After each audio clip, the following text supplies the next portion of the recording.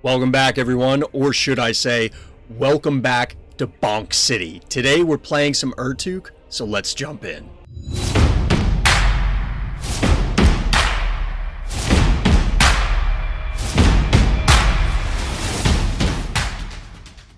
We're going to be jumping in, and we're going to be playing some Urtuk, which I have been really enjoying off stream. I've been playing it a lot. I have yet to successfully complete the game because realistically it is still very challenging even on the difficulty we're going to be playing on. So we did play it before on stream. We did play it before and I did walk through a bunch of stuff, but I think it's worth revisiting it because it sounded like people were a little confused as to what was going on. So feel free to stop me and ask questions as we're going through. But I'm going to get set up here and then we'll explain what's happening. So we will go through the tutorial, again, just for the sake of it, for posterity, but we're starting with a human setup here. As you can see, there are other options, some of which I haven't unlocked yet, because I need to hit certain areas or achieve other things. But basically, our primary character here is Urtuk, and then we're going to get two other characters in our party to start. Urtuk is a turn-based tactics game, and as we'll learn, Urtuk was a prisoner. He was brutally experimented on, hence why he has mutations. Now all our characters will get them, but Urtuk is mutated as a result of these experiments, and we're trying to find a cure for his mutation. So here's our starting party. We're starting with Urtuk is going to be a hunter. We're going to have a war monk here and a footman. It's just a setup that I've been trying out, not necessarily that it is the better option, worse option, whatever. I'm not even really sure yet. I've been avoiding utilizing the other characters yet, or the other species, races, whatever you want to classify these as. You can see Forsaken, Vampires, Werebeasts, Beasts, Necro Reavers, and Shattered, as well as the Swampers that I've already unlocked. We're also going to choose some mutations here. I'm actually going to elect to start off with extra medicine. We'll get to that later. But I like taking Lightfoot, so the idea here is that it allows our melee characters, which you'd imagine the guy with the giant bonking club, as well as this billhook spear, to move around more freely. So we're going to start off on veteran. It is going to be an Iron Man setup, so it's going to save, and we're going to have trouble. If we lose, and we get eliminated. So we're going to name this Stream 2, since we had tried it before. So like I said, we will go through the story here just so people get a sense of what's going on. So in a dim prison called the Sanatorium, far underground, far from the light, the maniacal alchemist performs his experiments on unwilling subjects. Here, in this grim cell, begins the story of Urtuk. For many years was Urtuk bound to the alchemist's workbench. But on this day, his fortunes would change. Ferocious blows, the heavy prison door shudders in its frame. Eldrick, Urtuk's friend from the world above. I brought weapons. Here, take them, Eldrick shouts. Hurry, there are too many to kill them all. Too late. The sanatorium guards have been summoned. So, like we said, dramatic reading aside, this is just the tutorial explaining how to do this stuff. We could skip it, but I want to go through it just so people can see it. So thank you for the rescue, Eldrick, but you've been badly wounded. Don't worry about me, just let's get out of here. We need to head east. To here. When we all reach this location, we'll be safe. But we need to kill these two guards. So you get a rough idea of how this works, because you can see Eldrick here push the one guy into the dead zone here for an auto kill. But in the meantime, we're going to slide everybody up here. We could take a range shot here, but obviously 0% kind of pointless. Instead, we're just going to get everybody into position here. We actually can ram this, but actually we can't. If we had the Lightfoot stuff equipped already, we could swap positions and then probably ram him, but not gonna have that opportunity here. Unfortunately, Eldrick is actually kind of blocking us here, so we have to just fight this dude. We're just gonna walk up and bonk him. And Eldrick just pushes him in. So the problem here is, again, Lightfoot, which is why I wanted to take the Lightfoot mutator, and Urtuk has it built in by virtue of the class he is. We're kind of limited on our movement here. Because we can't, if we swap, it's not going to allow us to move any further. It ends our turn. So unfortunately, Eldrick there is going to get pelted. He may go down. I don't know if that actually matters later in the game. You know, if at a later level Eldrick shows up again. But it doesn't appear that he's going to this run. Eldrick is dead. We need to ignore that lethal crossbow and escape as quickly as possible. So Eldrick gave his life in order to allow Urtuk to escape. Unless there's a plot twist at the end that somehow he manages to reanimate or something. So our journey begins. As Urtuk, you were imprisoned deep below ground in the sanatorium. For many years, the corrupt alchemist conducted hideous experiments on your body. As a result, you have suffered a dreadful mutation. Now, finally, you've escaped the underground and must undertake a perilous journey in search of the cure for your affliction. You don't know its exact location, so you need to look for clues in the villages after you take them over. In this zone, the Badlands, you must fight your way through the scavengers, ragtag gangs of bandits and thugs, lurking in ambush for unwary travelers. Also remember that medicine needed to heal injuries is extremely rare. Some, though, can be purchased in the black market. It is very rare. As you can see, we start off with 5 medicine because I elected to take the extra 3. Basically, nobody dies the first time they die. They get injured, and then you need medicine to fix it. If you don't treat the injury after a period of time, then they will permanently die. Or if they're injured and they go into a battle and die, then they're permanently dead. So, medicine is very important. Now, the first few fights here are just kind of going to be collecting other party members. You can take up to 6 into a battle, so we want to get up to 6 as quickly as possible. My goal is basically to fight everything that I can. Fight everything, as in, we're going to take as many fights as we can in order to try and both build our party, get as many items as we can, and over-level to fight the bosses, because a lot of the bosses are super dangerous. This guy, I think, is going to get aggroed no matter what we do. So we're just going to take a pot shot at him. He can't really get down here, though. Like, he's going to have to take the scenic route. The challenge here is we need to rescue this guy. And when we wake him up, like, we're going to end up aggroing all of the other monsters. Technically, you can complete these sort of missions without actually fighting everything. But realistically, I've never been able to do that. You end up fighting everything no matter what you do.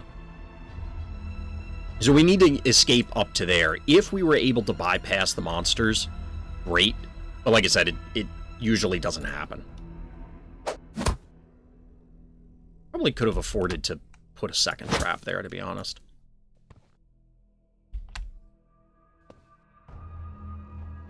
We want to try and lure this guy down. I guess we could ram him. Yeah, we're going to actually do this. We're going to ram this guy. Which means that we can set this... We only get a 50-50 here, so we're going to go behind our guy. And this will give us a 100% shot to try and tag this guy. As you can see, a life regen popped up there briefly, which is going to be problematic, as you'd expect. We don't want them regenning life. I'm trying to position behind their guy, because if you're on opposing hexes, then you get an automatic critical hit. He poisoned us. Ugh. We actually need to pull back with this guy. We can't really... Like, the poison is going to hit us for 15% of our health over time. Hey, Sportive, what's good? I'm doing okay. I'm doing okay. I've been enjoying Urtuk offline, so I mentioned it on stream the other day, or last few streams. I really wanted to play it, so that's why I'm running it tonight. We just need to burn these guys down. We can't afford to let them hang out for too long. I don't know that we can leap to this guy. We can, so we're just going to eliminate that guy. Now, as you can see, he has that little symbol over his head. That means he's injured, as opposed to the poison symbol here. As I mentioned earlier, if you are poisoned, or excuse me, if you are injured, not poisoned, if you are injured and you die, you're dead. So the whole point is that we're trying to rescue this guy, so we don't want to let him die. We do not have Lightfoot. So this was a little unfortunate. We could go up here and kill him. The problem is that those spikes will deal damage to us. So we're just going to end up eating a hit no matter what we do. He's going to hit... Oh, no. This guy goes first, which was not the order I thought they were going in. It must have been the guy that moved up top that I thought it was. So that guy getting upset means that they have now activated the other enemies. As you can see, this guy's now in the turn order. So he's going to go... Yeah, we can swap. We'll put him here. So, what's a little concerning about this guy is he has a charge. So I want him in front of all these guys. So yeah, he could, like, charge down here, and that's what I was worried about. Really like the effect on the lycanthrope. So these guys actually aren't werewolves, but there are werewolves in the game, and we may see them through the playthrough, because they are a random event, as well as they're kind of like a force of nature, so to speak. This guy's just going to hang out in the back. We kind of have to kill these two guys without engaging anyone else, because I don't want to risk any of them dying, is the issue. So I think we just have to attack here, because if we charge, we're going to displace him back a hex, and then allow this guy a freer reign of movement.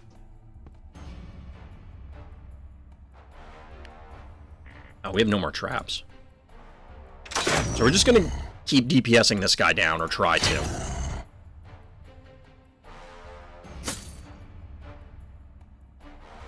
Once we're down to one guy, I could see involving the Blood Knight, but I don't really want to do that yet, and I clearly don't want to involve the War Monk.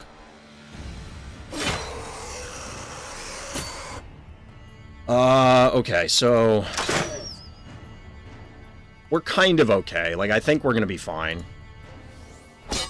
Unless this guy heals too much. Like, there's a risk that he's gonna heal a bunch of damage and we're not gonna be able to kill him. And we take an early injury, which would be very bad.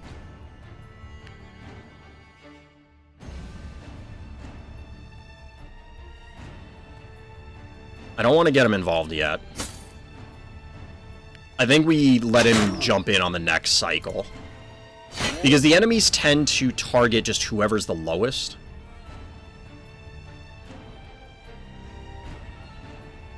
We'll leave him out, whatever. I don't know if he actually will do enough damage to kill this guy, so we just kill him that way. So the good news is A, we get the Blood Knight added to the team. B, he also, if anybody caught it at the end, is now strong versus monsters. So you can pick up traits on top of the... So the items are considered mutations. You have regular mutations, 3 slots for them, and then a 4th focus mutation, which could modify either your focus ability or give you a new one, a different one. The other thing, so they go in these slots, which, like I said, we want to give these guys and update their armor. So this is a different kind of mutator. This goes in this 4th slot.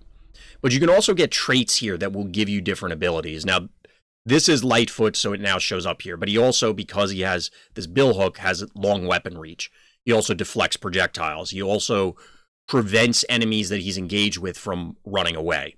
And each of them will have different things. This guy levels up faster, for example. And this guy now has strong versus monster. But you have to build them up. As you can see down at the bottom there, it says progress 8 of 20. So as we fight monsters, this will level up and then eventually become the full trait, where he's always going to get bonus damage. He's going to get potential for extra hits, that sort of thing. We're going to put some points into the Urtuk level. We could get rid of this, which will give us 88 life essence. So I really like picking up Bloodlust. I think it's pretty strong here. Leeching criticals could be good. Bleeding criticals could be good. Part of me just wants to wait. But, like, Flesh Eater is very strong as well. I think we'd rather have Flesh Eater. Trying to avoid damage coming in or mitigating the damage through heals like this, I value pretty highly. But maybe that's incorrect. I don't know. So, like I said, we're basically going to take every easy fight that we can, build up our ranks, as well as trying to level up the guys we have. So in this case, we're fighting some slavers. They have some prisoners that we're going to free, and if we win, one of them will join our team. So we'll see what we can do here. There's actually only 3 bad guys. These 2 I'm not too worried about. This dude with the big axe here, over on the right, this guy can be very dangerous. Here, like at this level, he's not really dangerous. Or not that dangerous comparatively. As you can see here, the turn order is indicated by the numbers over their heads. And like any tactics game, the elevations will definitely play into things. But you can see the whole map. There's really... I mean, we could set up back here and let them come to us, but it doesn't really matter. So the reason this guy is potentially scary, he doesn't have this attack right now. He will show up with it. And you can get... Basically, it seems like any enemy that you see could hypothetically be on your team, either by the starting characters that you choose, or if not that, you can pick them up through the course of gameplay, which to me is pretty cool. So we could jump here, but we're going to risk a critical from this guy who could hypothetically get a bunch of attacks, or this guy, although he doesn't have his big cleave attack, or does an enormous amount of damage right now, it is possible that he just does a ton of damage to us. Because again, like I was saying earlier, if you flank somebody on opposite hexes, then you'll end up getting an automatic critical. Kind of like this. So thankfully, because of this guy's armor, we're not taking that much damage, but he's not long for the world if we leave him there.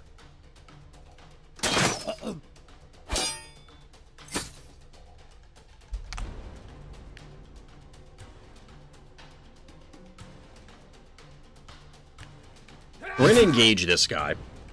That lets me move up here for the crit. Now, we could flip him and pin him here, which is kind of tempting, because this guy could just move down. I think we're going to flip this guy, both to remove the criticals here and prevent a critical from this guy on the Blood Knight. Now, this guy chose to engage here, which is fine. I think we're just going to swap. And then we get an attack here. So he bonks Urtuk, but I'm not really worried about that. We can have our Blood Knight stay on the Assassin, and then this guy's just going to keep bonking that guy. Now we back off with him. And we just kind of go through the motions. I'm not really concerned about this fight from here. Which, I mean, we shouldn't be. It's fight number 2. But there is a risk. The game does absolutely punish you mercilessly if you make a mistake. If you screw up, it's entirely possible to get a complete party wipe very quickly.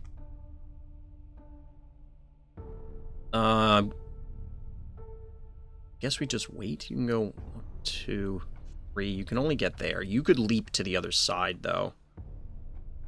So I guess that's fine. So we'll wait on him. We're actually going to move, because I don't know if he's going to end up in that hex and then get a free attack.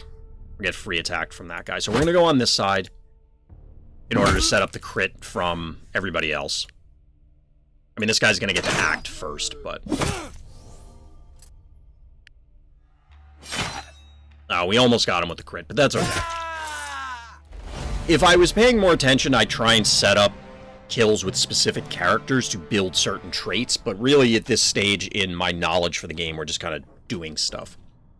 So we're going to get one of the prisoners who's going to join our team, and then we pick up a rare steel crossbow here. I kind of want Lightfoot. I don't know if the assassin starts with Lightfoot, but we're going to get the javelin here regardless. I like having 2 range guys on the team. Vigorous is pretty good. So the Blood Knight does not have... Like, I think we're going to get Lightfoot here. Oh, we can get Vigorous as well, so we'll pick up both of these.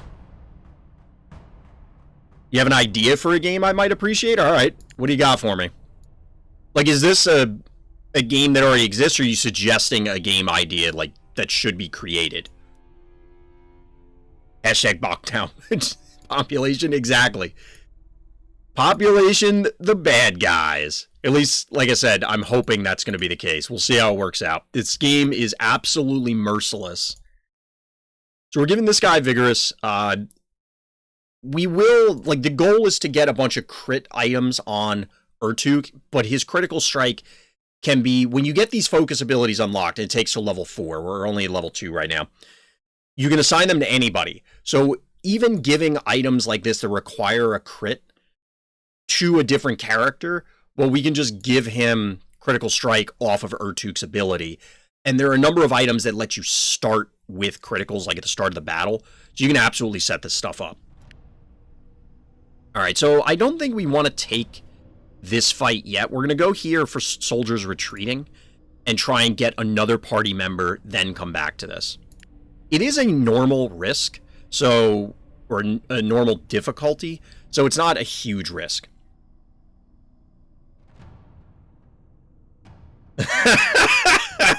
That's actually hilarious, Atona. That's hilarious. You know what? That feels like it should be in a movie had to have done that. A movie had to have done that. That's actually hilarious. So but it can't be like Shark Tank where, you know, they make a bad investment or something. That's actually, I like that idea. That's actually a good idea, Tona. All right.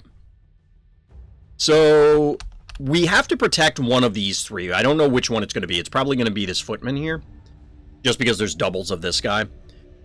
We obviously have 2 crossbow guys on their side, an assassin, a bonker, and this guy is super obnoxious because he has a leap that closes the distance. He'll jump over obstacles, and it has a pushback.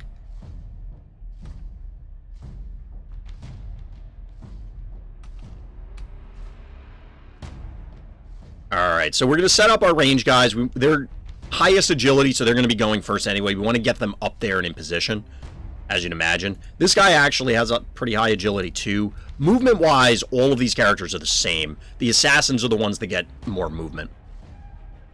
Alright, so the footman droll here is our protection target.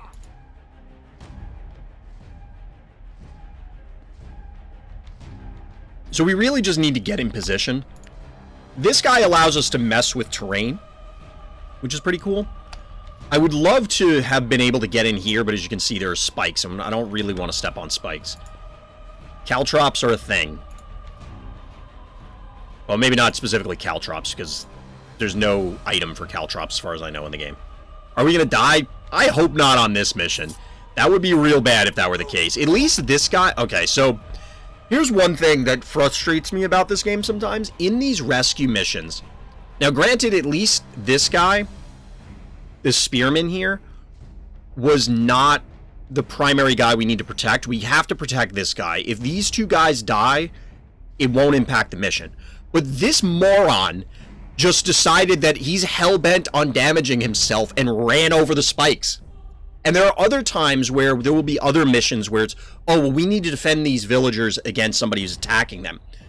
Defend them for like 2, 3, 4, 5 waves, whatever. They go through the motions, but then you'll have the range guys line up behind my guys and just shoot them in the back of the head. It's like, guys, you are not helping in any way, shape, or form. You are actively making the situation worse. Oh, God, we don't want to be here. We don't want to be here because this guy's going to run up and knock us into the pit and kill us.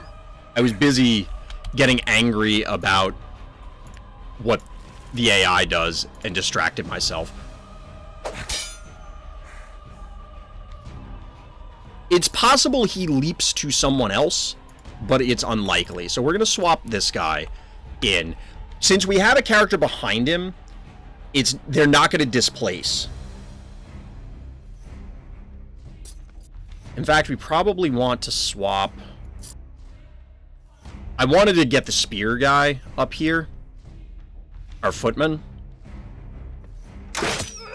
So we are going to get targeted by the range guys, but there's not much we can do about that. As you can see, this guy charged. Now, if there wasn't somebody behind him, it would have knocked him back. Less AI, more yeah, that's pretty much it. I mean, it's a video game, right? Like, stuff like that happens, but that doesn't make it any less infuriating when it does. It's absolutely infuriating. I would love to flip this guy.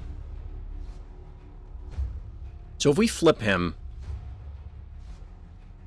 swap, move, charge, that'll probably knock him back here.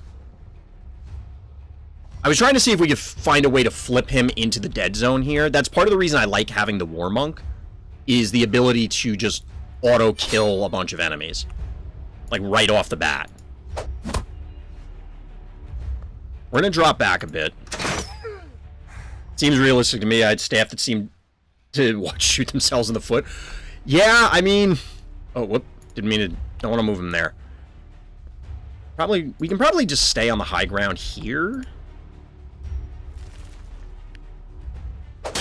Having the high ground, as you'd imagine, is beneficial for a variety of reasons. In this case, you get to deal more damage and have higher accuracy with range guys.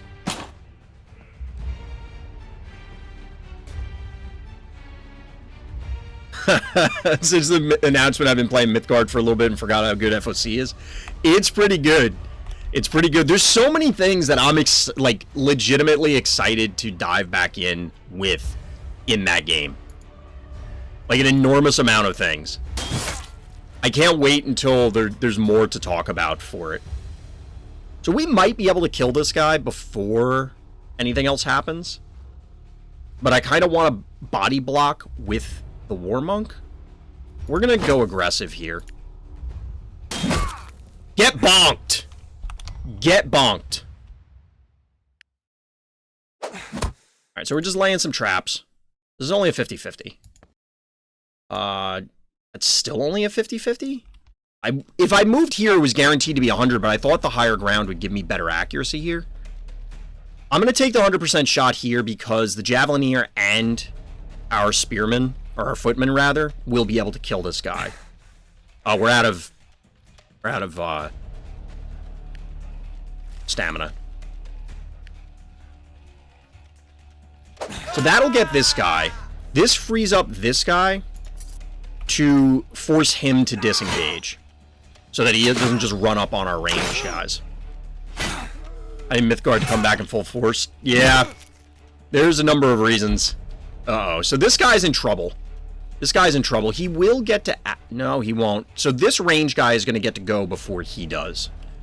But he'll be able to exit stage right if we're able to get him out of here. It's just going to be a matter of making sure that he has time to do it. He should survive the shot from the ranged guy. That's why I'm trying to burn down this guy. Because he would be the one that's still in range to address him in conjunction with the range guy. So that means we probably ram this guy. He's not going to go anywhere. Because, again, these guys are set up to protect him. But the advantage here is that this guy being behind him, the long range of the bill hook means that they both take damage. So the advantage of the War Monk, aside from the flip that they have and auto kills there, is jump. So they're highly mobile. So I can just get the hell out of dodge here.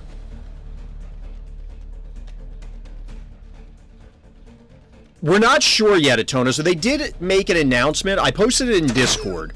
I don't know if you read that. There isn't a whole lot of detail there. There isn't a whole lot of information about what's happening or not happening. But there is a little bit, and I can't really tell. I have to imagine, like, they considered what's going to happen as far as new players, old players, because they had to have, right? That someone had to have asked that question. We're just keeping this guy safe. I'm not taking injuries this early. I refuse. We're going to ram the range guy and just keep him engaged. As you can see, he pulled him back a little bit when he tried to run away there. They're both about the same. We're going to target this guy. But yeah, that conversation had to have happened. I refuse to believe that it didn't. It would just be absolutely ridiculous if it didn't. We're going to have a little bit of difficulty burning these guys down without the Blood Knight taking damage, because this range guy's going to target him. Now, both of these guys are going to hit him. He could be in danger. So that's why we're focusing down just this guy. Not for any particular reason, but just because we already started hitting him. We could move this guy up and... 1, 2, 3... Actually, we don't want to move him up that close. This guy has a move range of 3, so he could go 1, 2, 3 and hit him there. His movement should get stopped here, but I'm not sure 100% if it will. We're doing this leap attack because it does more damage. By the way, your stream does not close on my computer. I just refreshed it. That feels good, Luffy. I appreciate that. I'm glad that I'm entertaining enough that people want to come back. Oh, God. Stop. Leave him alone.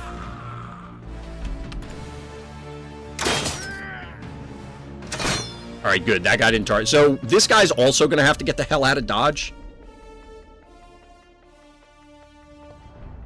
Because I don't want to take injuries this early in the game. I want to preserve medicine as much as I humanly can. We're just going to keep ramming this guy to the corner. Oh, God, he lived. Thank God. This is what I was talking about, where I thought they could get up here and this wasn't going to limit movement. Now, one of the things, I'm going to move this guy away, and the reason being is that if you are adjacent to a melee character and you make a ranged attack, and the melee character has enough stamina, they will still... they'll make an attack of opportunity, essentially, for any tabletop people. Alright, so we're able to take him down.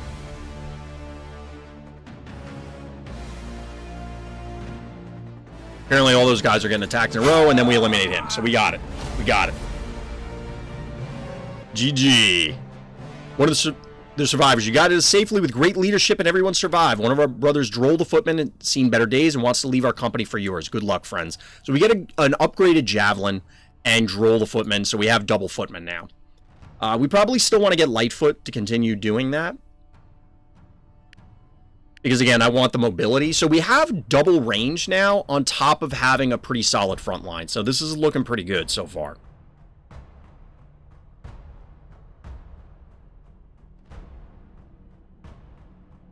My feelings toward Mythgard are weird. I think it was a good game despite having a lot of terrible design decisions, but it mostly just got worse as time went on. There's a number of reasons. I don't think the design decisions were necessarily bad, but there were a lot of other timing factors that impacted it. So, you know, like the emphasis on the tournament client versus making new sets, or doing this particular upgrade instead of that one, and then delaying new cards. I don't think that the design decisions were necessarily worse than any other game. Like, yes, you can make complaints about them, don't get me wrong, but I don't think it was Mythgard was designed poorly. It's just that we were stuck with certain metas for so long that, like, think about if you played any standard meta in Magic for like 3 years. Granted, it wasn't that long for Mythgard, but for the beta players, it was mostly more of the same over and over again. And I think that's part of the challenge. Now, given that they get a reset, they get a mulligan with this, it's pretty exciting to see what they're going to do, like how they want to learn from the previous experience. Might be that Luffy's too lazy to close tabs on his computer.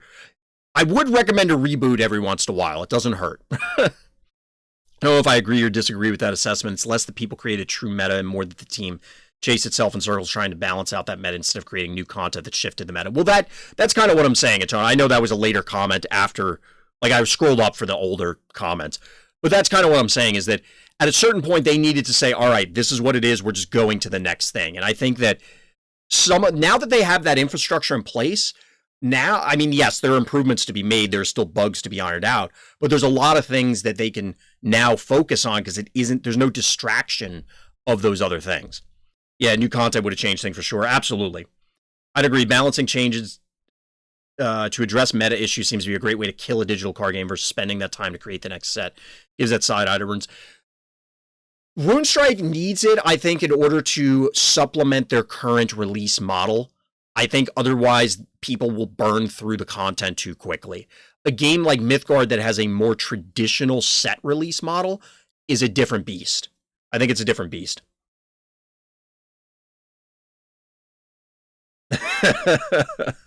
That's fair, Luffy.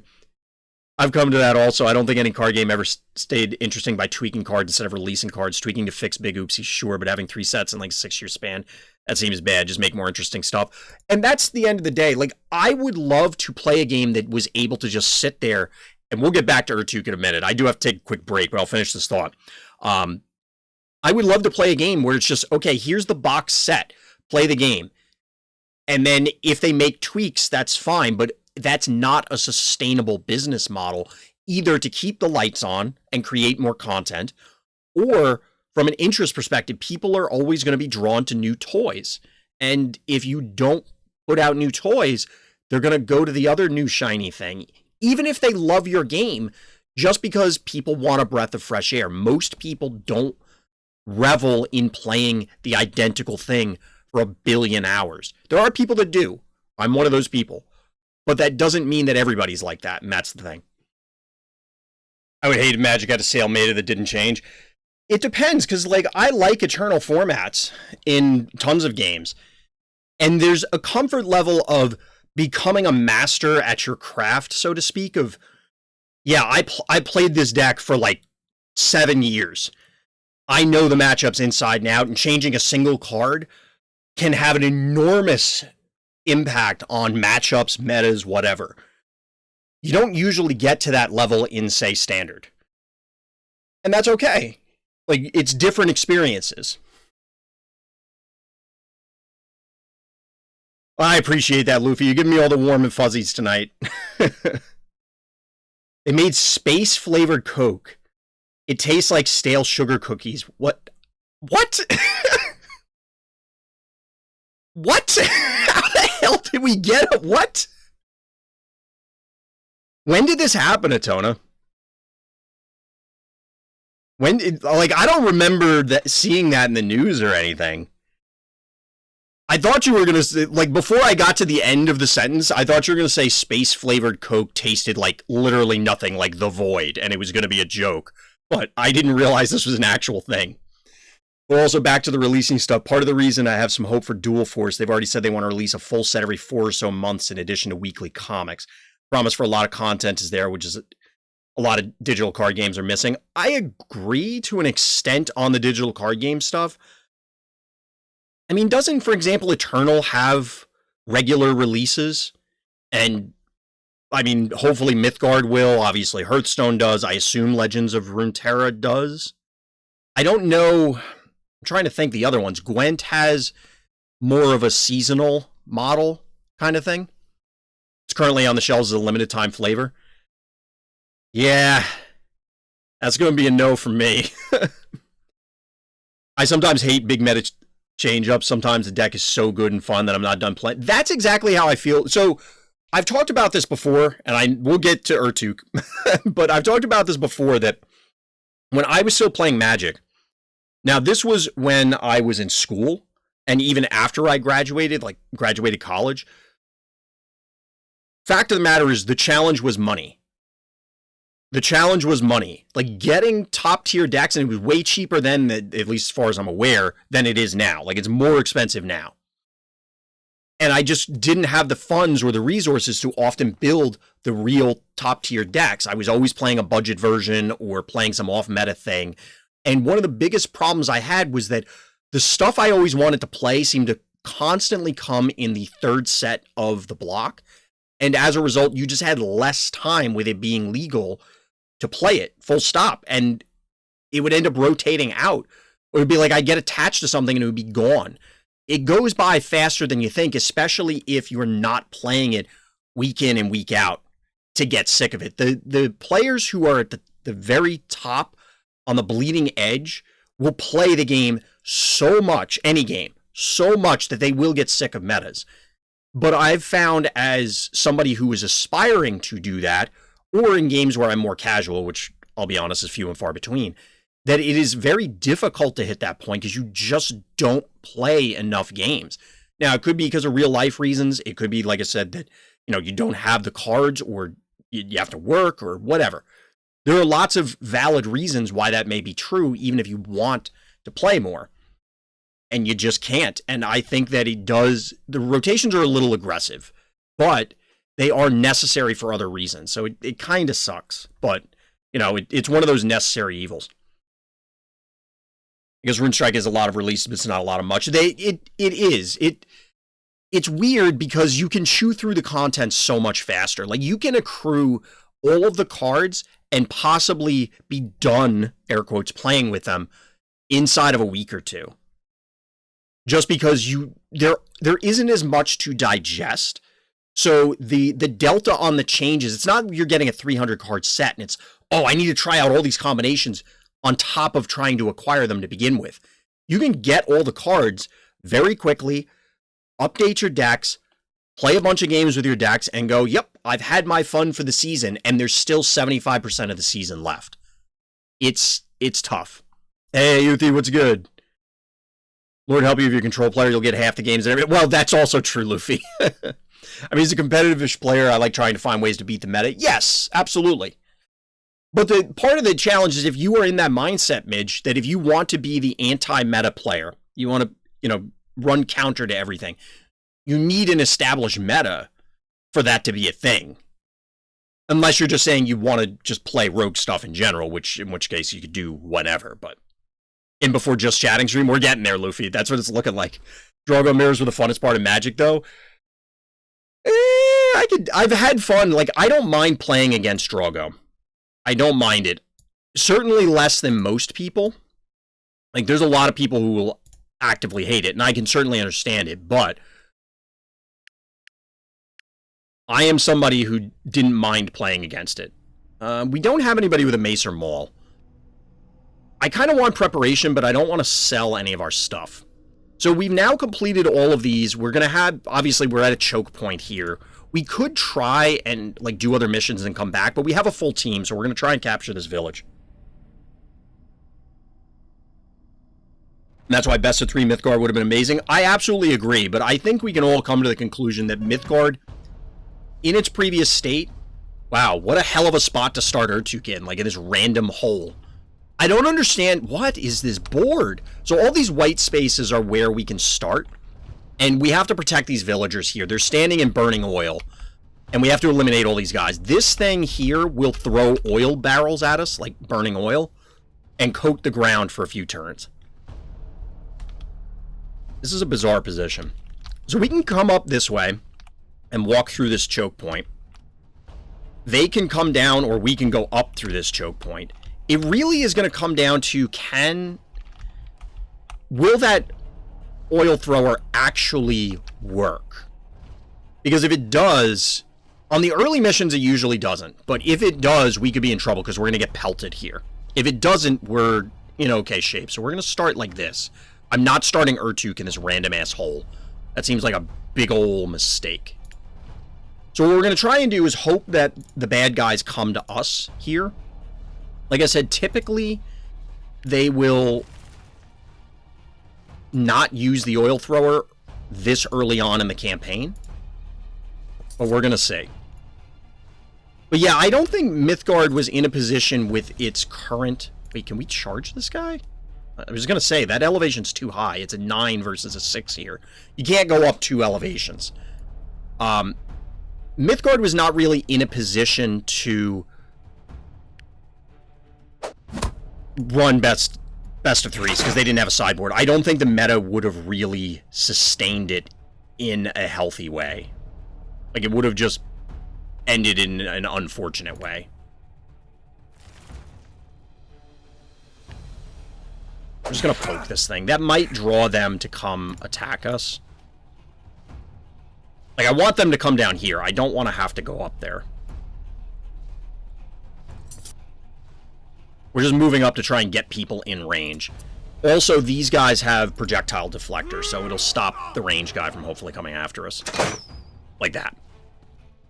Protect people standing in burning oil sounds like an uphill battle. Is that a because we're literally going uphill. Because we're quite literally going uphill. We're gonna jump up and chop that guy, and then we're gonna Bonk City this guy. Actually, you know what? We might be able to flip him. So we can go here, and then get... If he doesn't move, we can move here and flip him into the dead zone for an auto kill. We can also throw people off the cliff with the War Monk. Like, we have a lot of options here.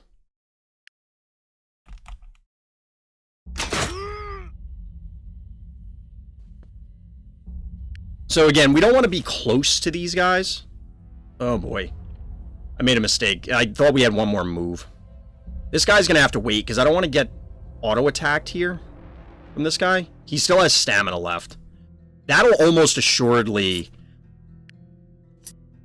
cause him to stay. We can't charge here. We could charge here. We actually stabbed through this thing and got this guy, which is hilarious to me. We're not going to charge this guy because, like I said, I don't want to displace him. It'll knock him back here. Actually, that's fine. We knock him here. Oh, no, it pushed him there. I was hoping he would go up the other way. Those guys, I don't know where the hell they're going. We just need to take down the range guy. I'm not really threatened by anything else they're presenting to us. We have a 100% shot here, so I'm just going to take that. So this guy's panicking. I don't really understand the conditions for the panic to happen. But it can. We can't auto-kill this guy. So we're going to lock him in so he can't escape. And we'll get to bonking. We did get a crit anyway. Bonk City, dropping crits. Get bonked. Alright, so we're going to ram this guy because he's up against a wall, so it's going to penalize him. He got bashed into a solid object like you saw there.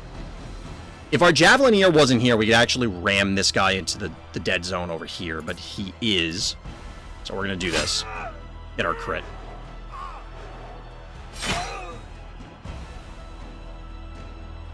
I think what me and Ragnar were doing, discussing what happened in best of 3 matchups was fun. I don't remember I remember you guys doing it, but I don't remember the exact details, Vidge.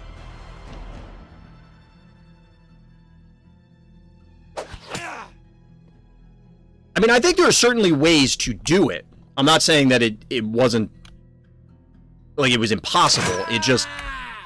I think the game was in... It needed some improvement if we were going to do best of 3s. With single deck, I mean. We actually can't get up this way. Where are these guys? They're like way over here. I guess we're gonna go up here and try and kill this thing.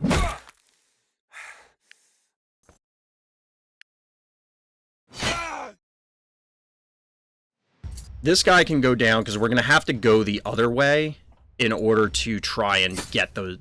Like, we're gonna have to come down to fight these guys. We don't really have much of a choice. We picked decks blindly, then did sideboard by removing and replacing, then playing again.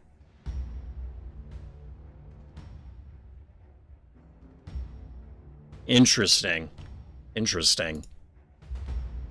Yeah, like I said, I don't remember I do remember, I said that backwards, when you guys were doing it and you guys were streaming it. Wow, why are all your angle shots so bad? We're just gonna move Urtuk down. Get him ready to fight the other guys. These guys should be able to clear out everything that's up here without much difficulty. So now we can leap over here and start bonking up here. Bonk. Get bonked. Yeah, if there's some sort of sideboarding built in, but I think it needs to be done by the client. I know, for example, Hearthstone really tried to do something along those lines. This was a mistake, because technically this guy's gonna have crit every time.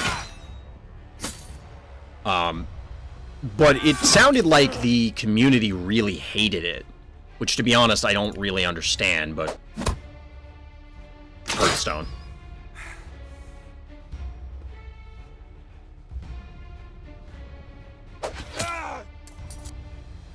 But the way I understood Hearthstone to do it was that you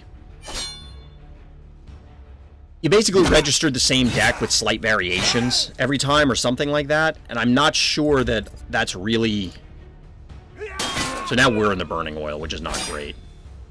And unfortunately, these guys won't run to protect themselves, even when they get knocked out of or leave the Burning Oil for some reason. We should have dropped a trap there, to be honest, but... My favorite events to participate in had specific rules each time you had to create a deck for, like 5 decks and your opponent banned a couple. Having those things definitely enhances experiences. I think it's well, maybe not problematic. That is more extreme than I mean. It just becomes more of a challenge when you overdo it, I guess, where it's like every time there's a new format, there's always something new that you're trying to prepare for, and you can't... Like, there's no consistency. We're gonna retreat and just send pot shots at that guy.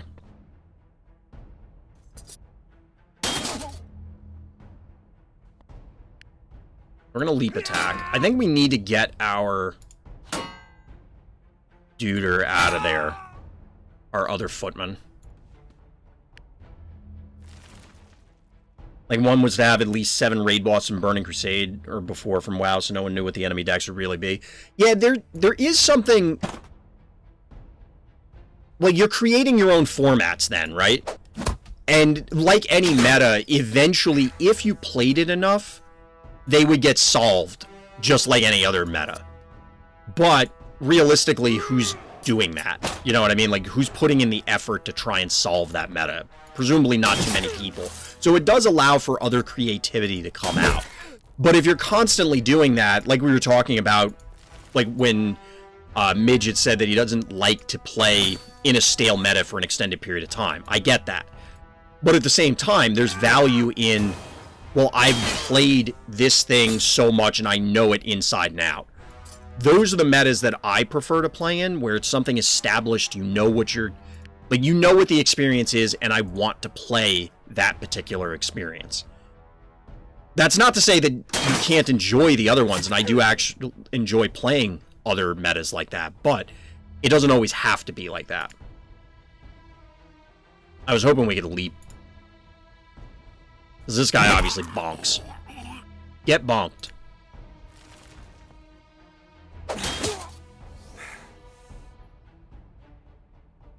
You have engaging strikes, right? Yes, you do. So we're going to move this guy here. And we're doing this because now he won't be able to move up and get our range guys as easily. We also could have just rammed him with this guy. But I think we want to try and ram this guy into there. And we did get the stun. The stun is important. Alright, so we should be able to save both villagers without taking any deaths here, or injuries. As long as something catastrophic doesn't happen. So we're going to leap here. We switch. We get a bonk. Get bonked. Good javelin throw. We're just going to engaging strikes this guy. Don't need to do anything fancy with ramming him. And we need to get closer so that way I don't risk shooting our guy in the back of the head. And there you go, victory.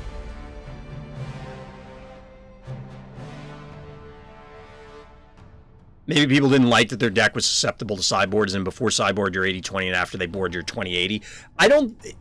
There are people that absolutely would make that argument, but realistically that doesn't matter, because it could have just been the other way anyway, you know what I mean?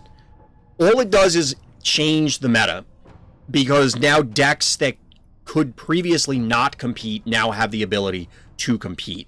And I think it encourages less linear, or I guess a better way to put it is it discourages super linear builds. That's part of the reason I don't like multi-deck formats, because it encourages playing a deck that has only a very narrow weakness. Now, you want to do that in card games anyway, but because of the rules for construction or multi-deck formats, and the fact that you can't adapt or will absolutely, like, it's likely that if your opponent has super secret tech, you can get blown out by it, and then you just have no chance to respond to it because you don't play that deck again in Conquest. In Last Hero Standing, you may just never even have the option to do anything. I think it narrows things. It actually causes the scenario it's trying to solve, which is homogenization of builds. It just encourages you to play super linear things that have, like, they may have 100-0 matchups except for this one where they are 0-100. And that is a great deck for that sort of format. Whereas with sideboards, if your deck runs along those lines, usually the answer is very narrow but available to anybody, and then you'll just lose those other games. So ultimately, those decks fade out of existence unless you just happen to get lucky, sort of thing. Conquest made a Greed Guard to some extent, yeah. I mean, I don't know that single deck would have suddenly pushed a lot of aggro to the forefront, but I think it would have helped. I think there were some decks in Mythgard that could have rolled to some because of pure counter cards a few people use. I think that I did take issue with some of the design elements on that end. Like, I don't think, like, there shouldn't be that many things. There will always be some of those decks, but I feel like they were a little more prominent than they should be.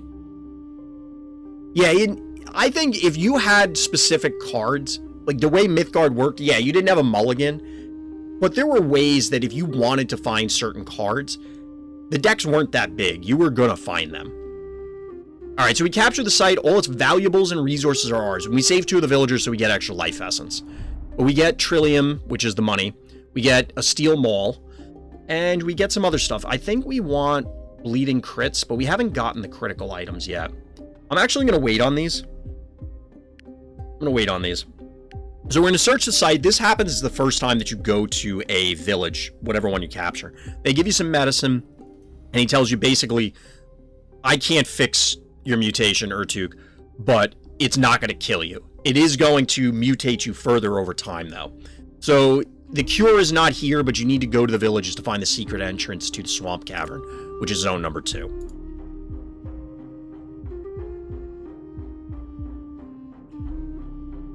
Yeah, I saw that earlier, Luffy. I'm not gonna lie, I keep getting tempted to play Earthen Ring. Or Elden Ring, not Earthen Ring. Elden Ring. I have not decided to yet. Because I think I'm just gonna, like, be very angry playing the game, but... Alright, so the general is to the north. But I have been very tempted by it. But you had 10 cards for all matchups? I mean, yes, but the matchups are going to be...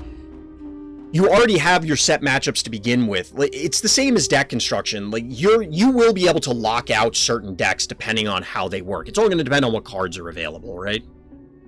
Alright, we're going to try and rescue the Swordmaster. Also, Mythgard had this odd design philosophy where they made a lot of hard counters. That's exactly it, Atona. And we're going to skip this for now. I don't want to fight elite guys yet. We're not really prepared.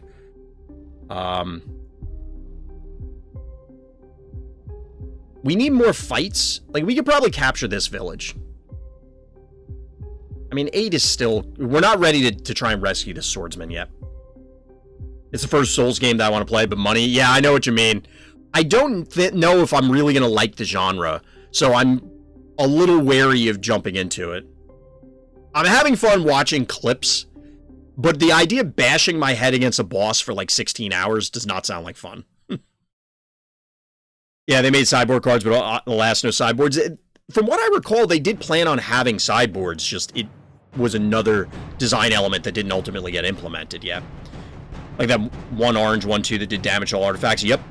You don't play it. Yeah, exactly. There were a bunch of cards that were like that. Okay, so the game plan here is we need to keep this guy and these villagers alive. So we're going to set up our ranged guys up front so that they can... There he is. So they can close the gap. We actually do need...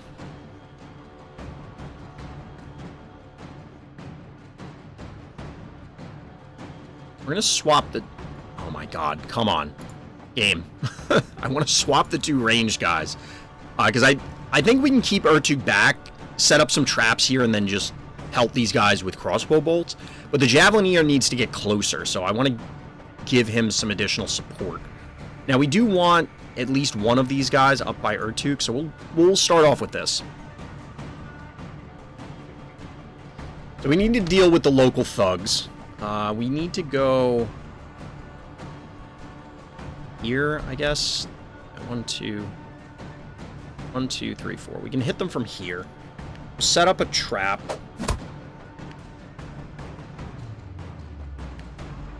We're gonna hit this guy.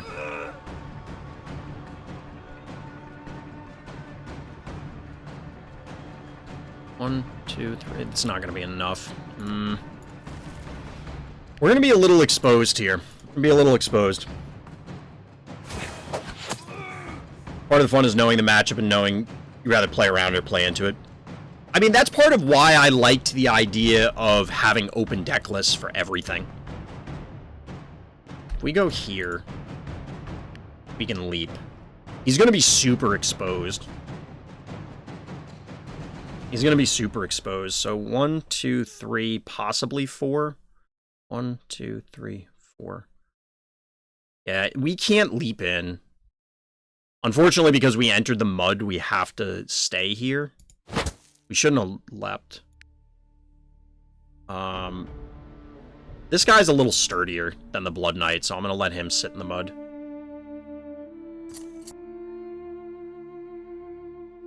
And we'll just advance our other guys.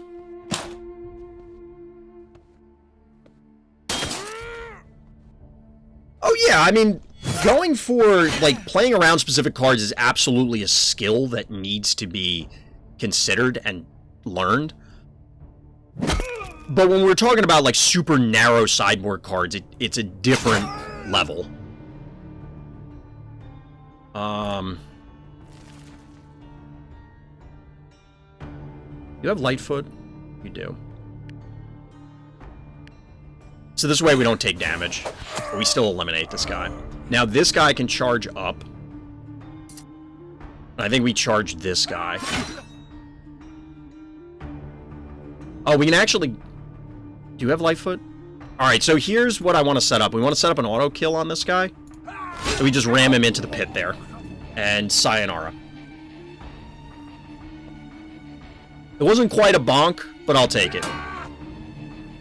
We're trying to flank here so that this guy isn't as exposed to as many enemies, but they all went for the Warmonk here, who's going to have to just leave. The Warmonk is just going to dip. The alternative is, like, we jump to here and then try and flip somebody, but I think we'd rather just get out for now.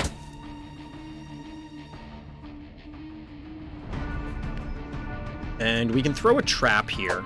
So if these guys try to advance, they're not going to get to him. 1, 2, 3. We can go up here, do the same thing. This guy's just going to try and hold this pass. They can get all three there, but we have kind of an escape path. Plus, we're obviously going to engage here. So we'll get the crit there. Then we'll ram this guy into the mud.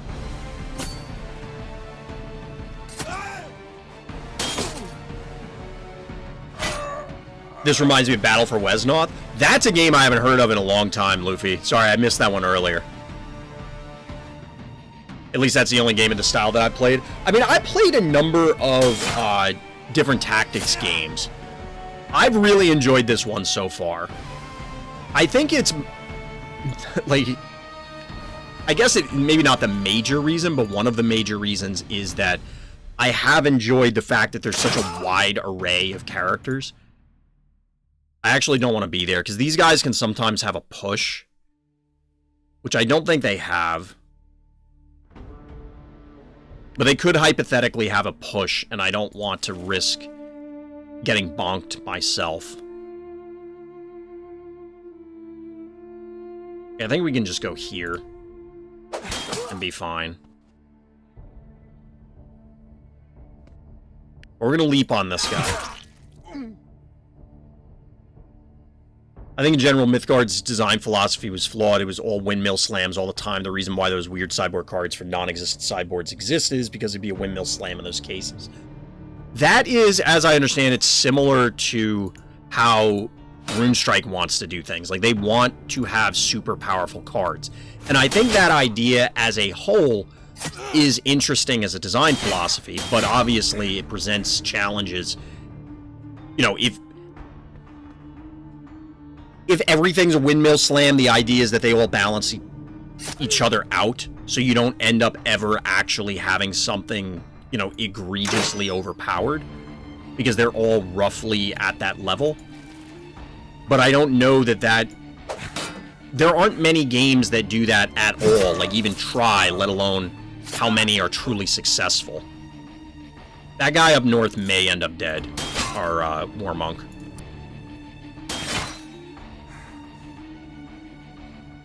Like, I don't know that he survives another hit. We're gonna go here, because if he survives in this hit...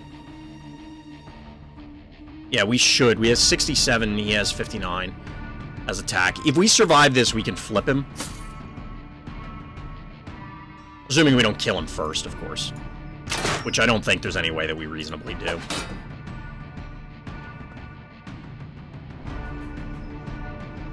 Or we can just run. We're just gonna run, because he can't catch us now. Or he shouldn't be able to catch us. Got him. We'll give chase. Do we have any traps? We do have a trap.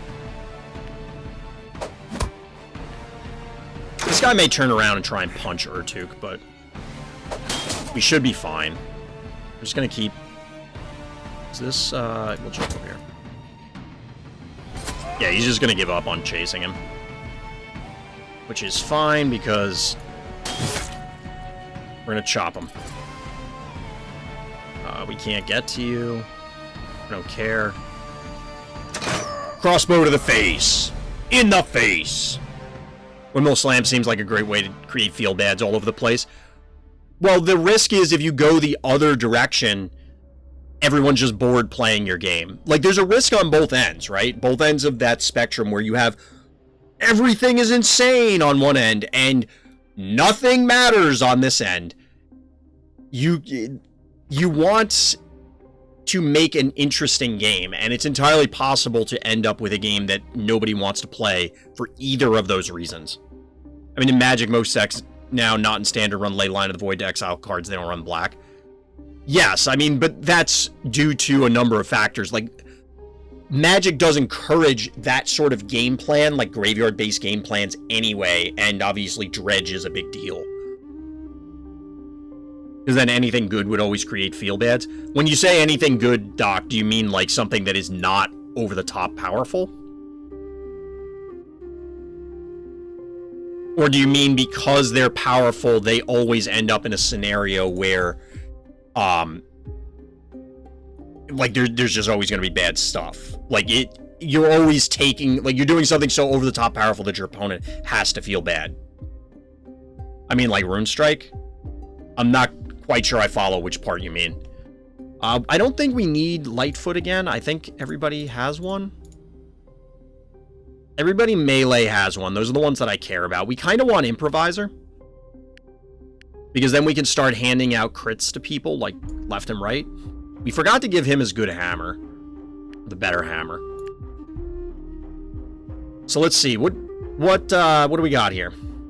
Some of the locals are saying that they can hear a man groaning and screaming from within a nearby cave. It's no coincidence that famous alchemists... So the alchemists, if you rescue them, will give your party a stat buff. It could be like they all get +2 to something. You know, to their agility or their vitality or whatever. So we're going to go try and rescue this guy. So look at Runestrike, Blitzy Golems feel almost impossible to interact with. I would argue that scenario has nothing to do with the cards. And everything to do with the blood abilities. But that's, that discussion has been beaten to a pulp at this stage. That discussion has been beaten to a pulp.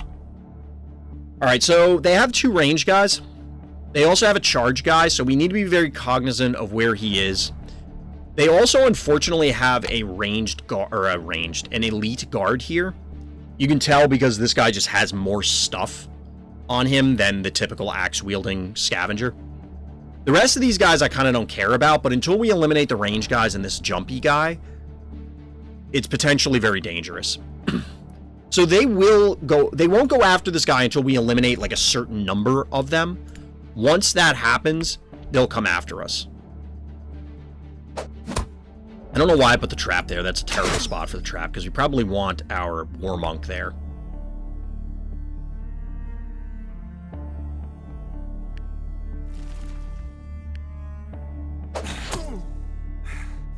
I think we talked about this before, but would Blood Ability be better if they just made the Mana's ability so it requires more thought? Well, the reason, and this has come up before, I think.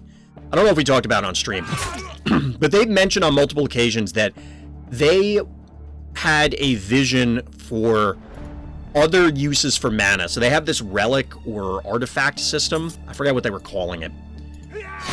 But basically, they wanted the ability for players to say, hey, I want to be a Greed Lord, so I'm going to invest this mana into these relics or artifacts, whatever they were called, and as a result, it powers it up. So by not spending your mana at end of turn, you can then feed it into this stuff. Okay, so here's the cool... We'll come back to that. I just like this cool play with the War Monk. So the War Monk has this leap, right? So we can jump. We're going to jump here. Get flipped. Auto kill. Awesome. Get rocked. I didn't notice there was a bleed on this guy, so I don't feel great about that. But now that guy's... One of those guys is out of the picture. This guy's soon to be out of the picture, I think. We can focus down the range guys. But yeah, they wanted to have this other set of stuff, which is cool, but that doesn't exist yet, so we're only working with part of the system that they've designed.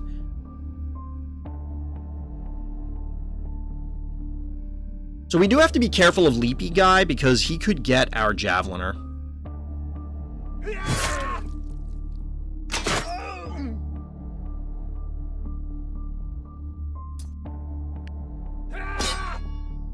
So we're going to try and ram him into the pit here.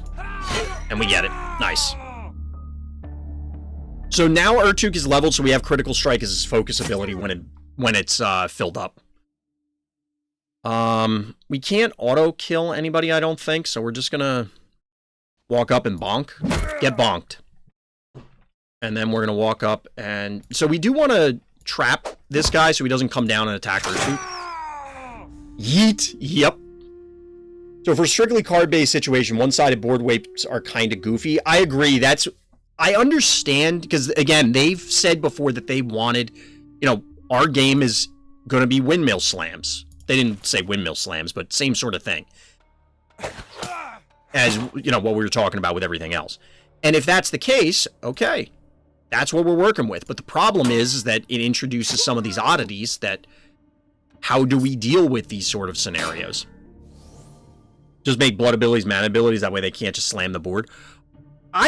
So in all honesty, I do like the idea, at least on its surface, of blood abilities the way they currently work.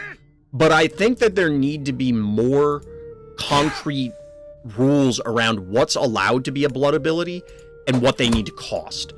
Now, you could leave them as super powerful, but that then necessitates the cards inherently have to be weaker, or you get this bizarre scenario where everything is so busted that, like, are you really... You're going so far to the extreme of everything's busted that are you really playing a game? Or are you just playing, like, war?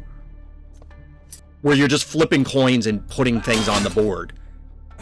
It's the same thing as if you make things too underpowered, where it feels like nothing matters because it doesn't matter what I play. Everything is the same. In this case, everything is so powerful, or potentially so powerful,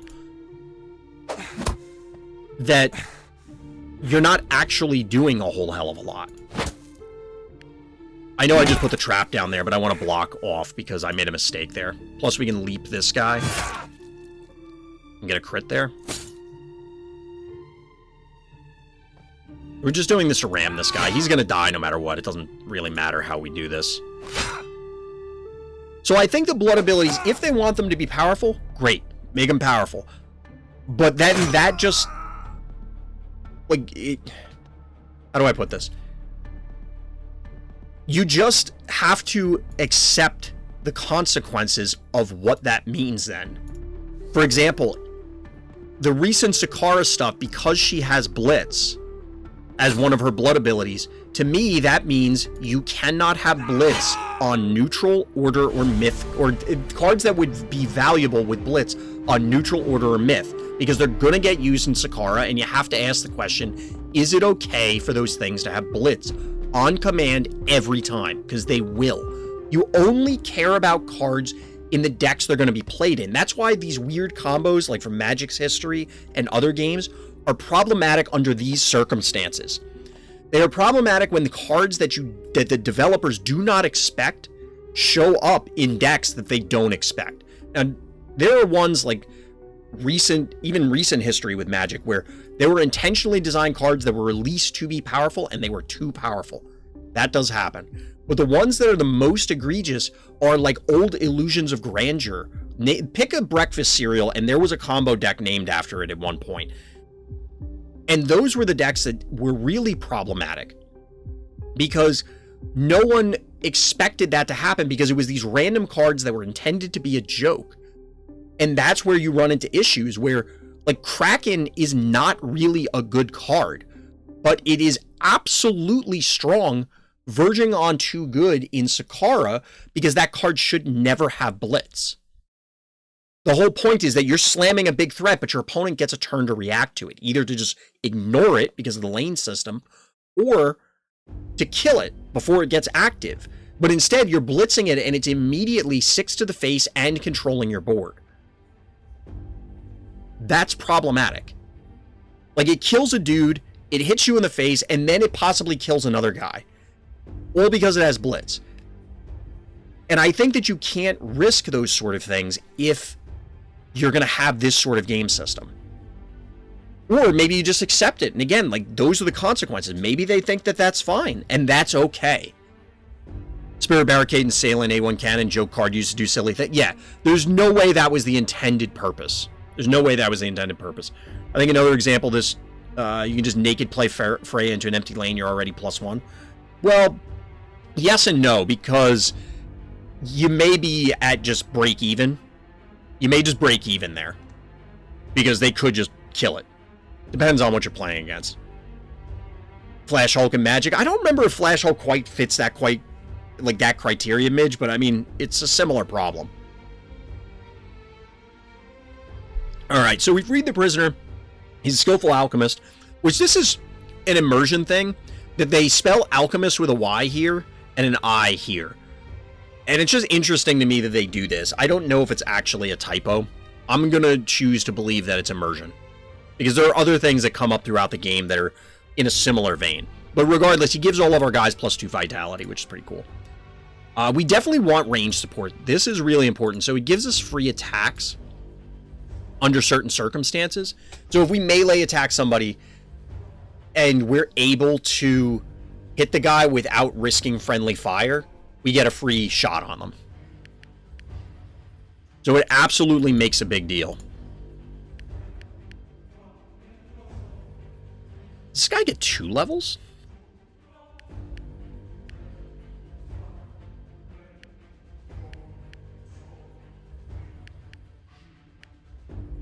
We do have to be a little more careful with the Javelineers.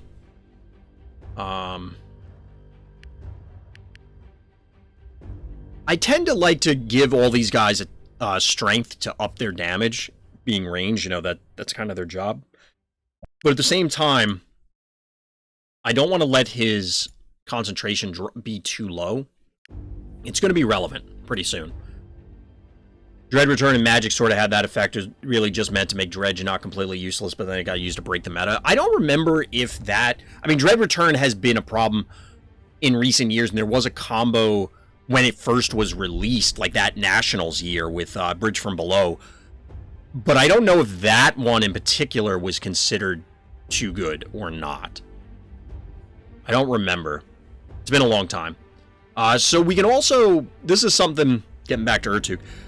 Over time, if you equip somebody with a mutator long enough, they'll develop an attachment, and then as you can see, after so many battles, it'll just get absorbed, and then it frees up the slot for other mutators, and they just have it permanently.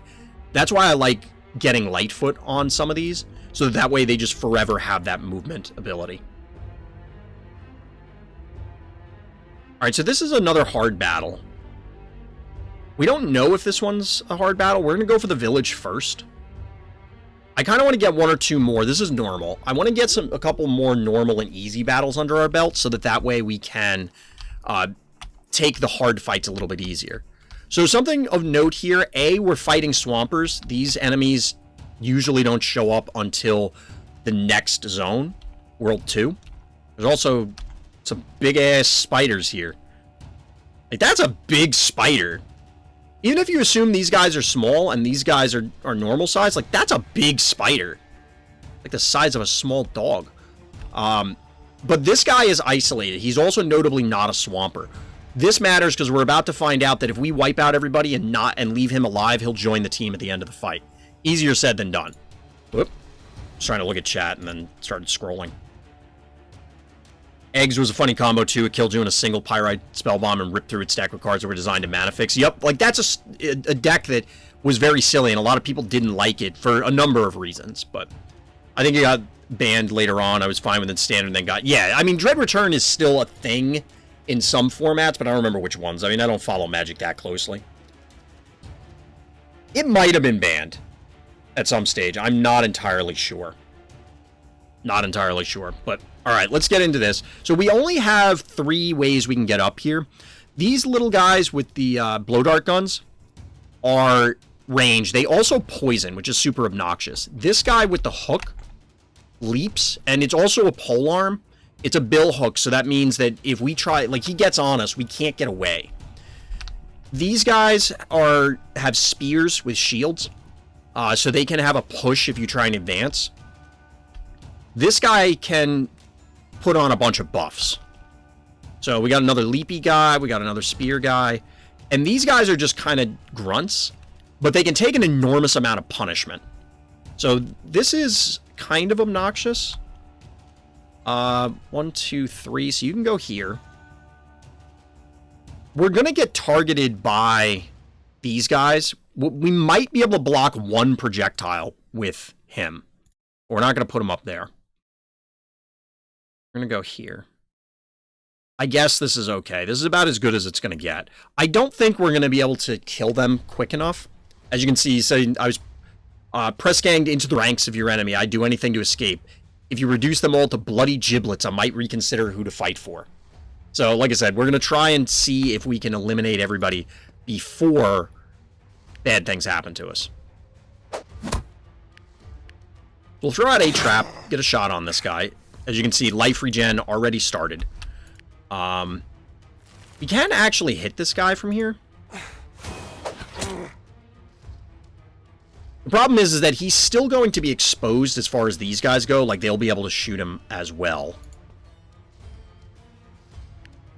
We'd rather let him get poisoned than Urtuk. Urtuk is our primary objective. We're not going to be able to get any free kills with bonking, unfortunately. But we're also going to try and get... Yep, that's what I was afraid of. This guy might move down here now. It's funny that they highlight like I can charge through these rocks.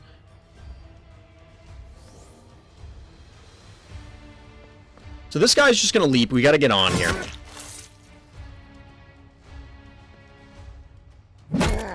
We just take what they give us. Get bonked. So we get confused on Warmonk. It's an ability that I feel like is going to be significantly more relevant later in the game, but for now has not really been all that important. I'm taking a 100% shot over the 75 here. I want to charge this guy. The range guys to me are just super important. We have to deal with them. The poison is super annoying. Alright, we get an extra hit out of this because of his trait. There's the leap. We can swap and probably charge this guy. Yep. I was hoping we could. Poison resistance. That's actually going to be pretty good if we can build that up going into Zone 2, but I don't think that's going to happen. We're probably going to take an injury here. I just don't see any way that we get out of this without it.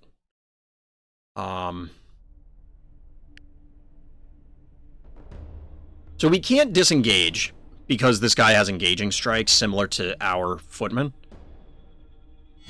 We do have range support, so he gets a pot shot on this guy. And we can leap over to here and bonk him for a crit. Get bonked.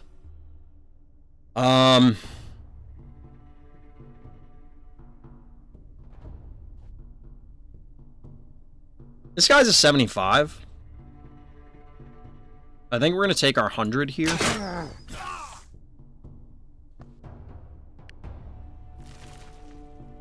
So as you can see, like, we've taken a lot of damage on these characters, and they haven't actually been attacked all that much. It's pretty much from the poison. And it's not going to go away anytime soon.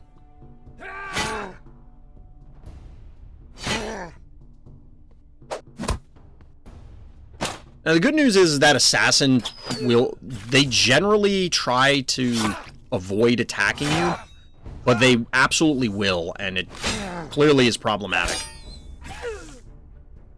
Alright, so we can leap on this guy. He does have riposte, or repose, rather, which, where is it? So when he takes lethal damage, he'll survive. We just need to be next to somebody so that he does a melee strike with lifesteal, so that way we can ensure that we heal something. We gotta take down these range guys. They're just too dangerous.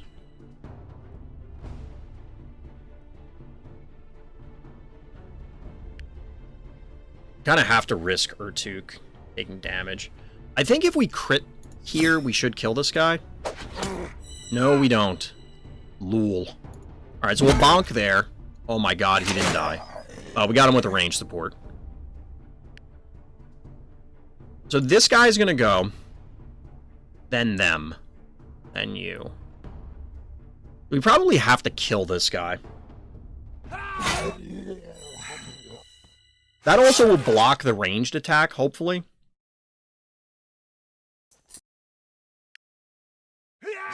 So we ram this guy. Now he's engaged.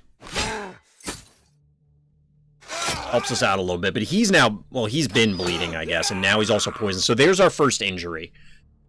Like I said, I don't think we could have gotten out of this fight without that, based on how it was going. We're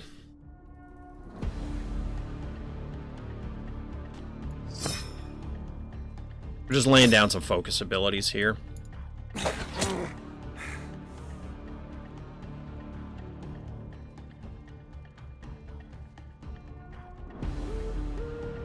So we're gonna kill this guy.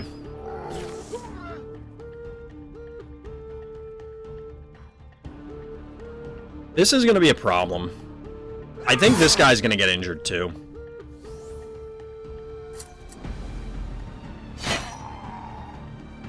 Well, we eliminated the range guys now, so if somebody hits the Blood Knight, he should get an attack in order to, he'll get an attack to get the lifesteal, because they're going to be in melee range. Or he's just going to kill him. I'm not sure why that happened. I don't know why Repose didn't protect him there. Alright, so we have 2 injuries now. That's really bad. Basically, the early game, as far as I can tell, is almost entirely comprised of trying to minimize injuries so that you have medicine for the fights you really need it for.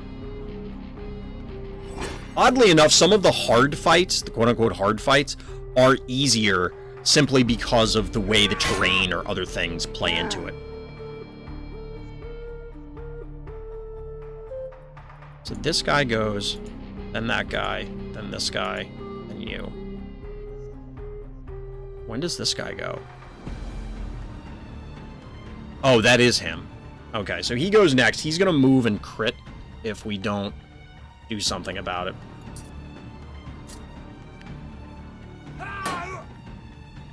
So we kind of have to ram him back.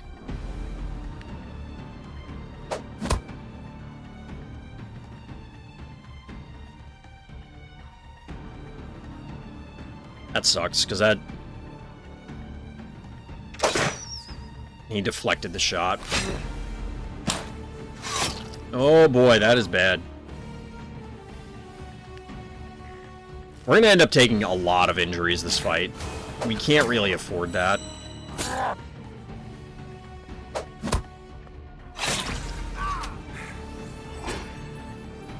Oh boy, this is super bad. Yeah, he's dead. We might just have to retreat from this one. I don't know that we can kill all this stuff. We might get a party wipe here. God damn. Oh, he's engaged.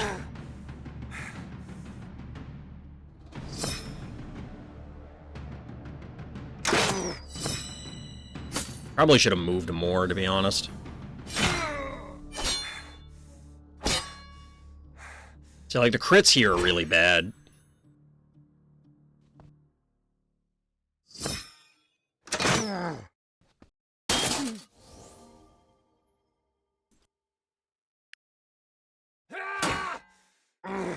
I don't know if that particularly matters. I think we're gonna get wiped here. So what are we doing after you die in about 15 minutes? Well, we aren't totally dead. We have enough medicine to recover from this, but this is really bad. Like, so what'll happen here is when we die, we get a defeat screen, but we get to go back in, and they don't regenerate enemies.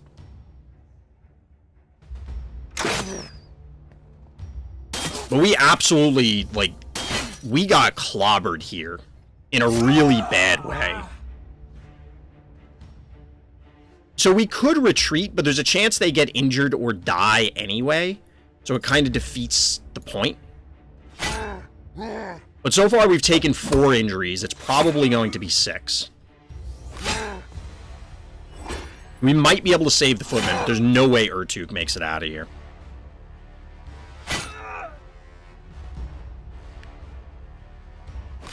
So, like, he gets a free attack here. So if we run him... I don't know if there are any retreat tiles on this. They would be down here somewhere. We're going to see if we can get him to a retreat tile. I don't know if there is one. Because there's a chance, like I said, that he gets injured or dies as a result of retreating anyway. And if this guy jumps on him, it won't matter.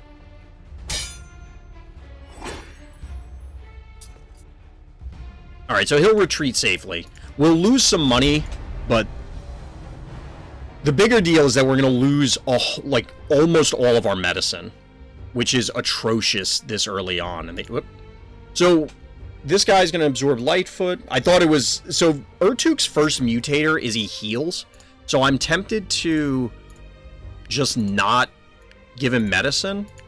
The problem is if then he dies, the game is literally over. Like, it's actually over.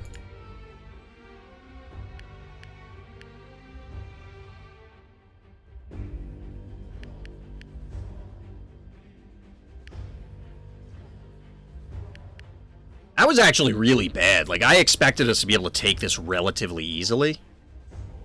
We're going to wait a few turns. Okay, so here the mutation is evolved, but in a good way. If you had an injury from last battle, it's now healed. So we save a medicine. So we're just ending turn so that the count here continues.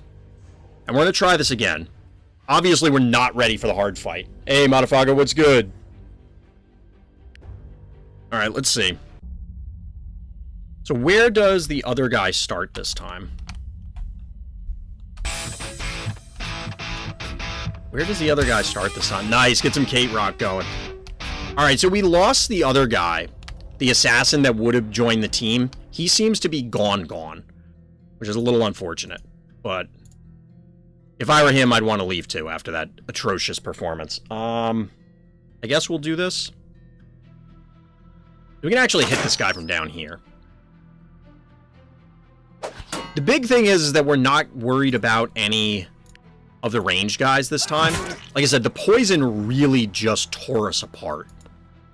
It absolutely tore us apart. Which there was an argument maybe to just go in. How did you get poisoned now? Oh, this guy has poisonous criticals. Ugh. There was an argument maybe to go in, kill the range guys, and then just be done with it kind of thing. I should zoom in so we can actually see what's happening.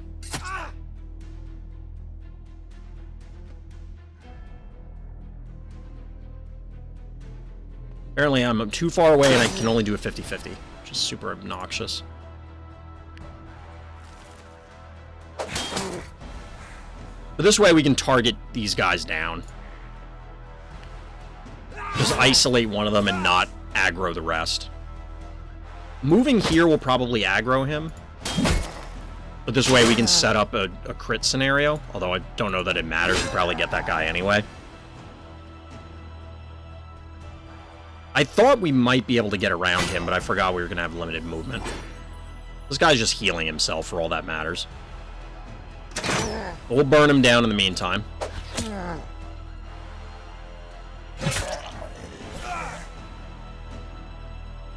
Alright, so now we have Lifesteal Strike unlocked, which would have been pretty useful in the last set of fights.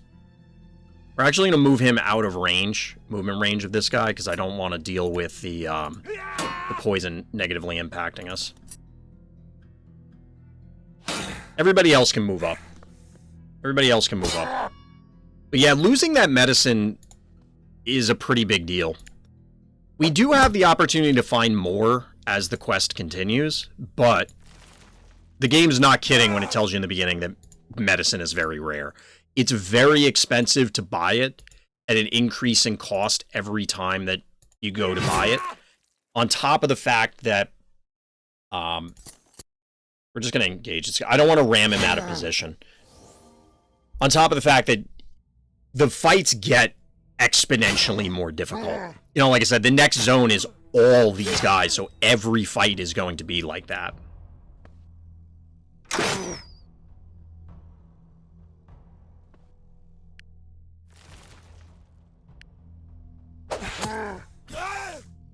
Alright, this guy's just gonna hang out here. He has one... Yeah, he won't be poisoned starting next turn, so that's fine. He's protected. But not from that. Got him! Got him.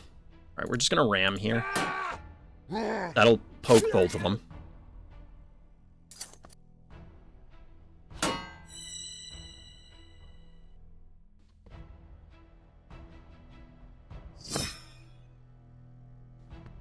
She gets a good shot. Like, at this point, we're in good shape. We should be fine. We should not take any other losses. There's no reason that we should. We're just leaving that guy back there so that there's no risk.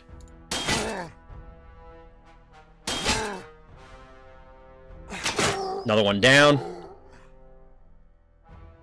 Another one down. And this guy. Probably could have set up high ground here, but whoops. Like I said, they always seem to target whoever the lowest guy is. Lowest health. But hopefully we can just burn him down before any of this even matters.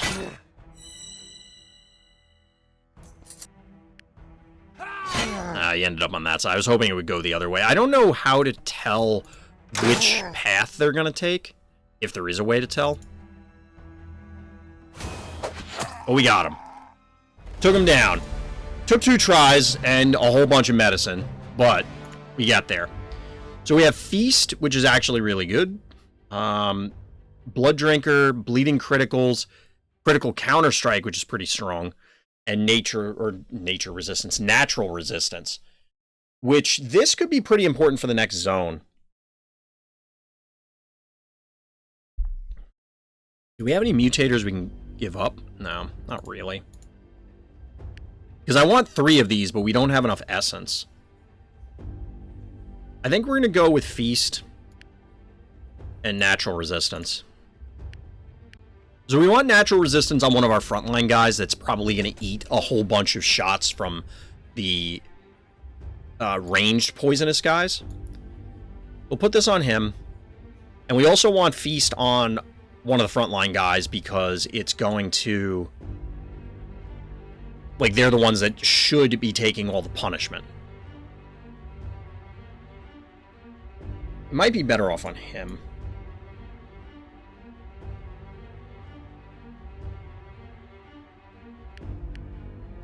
So we're increasing agility because these guys get free attacks due to engaging strikes, so we want to make sure that they have enough stamina in order to keep doing that. We're just increasing damage on him.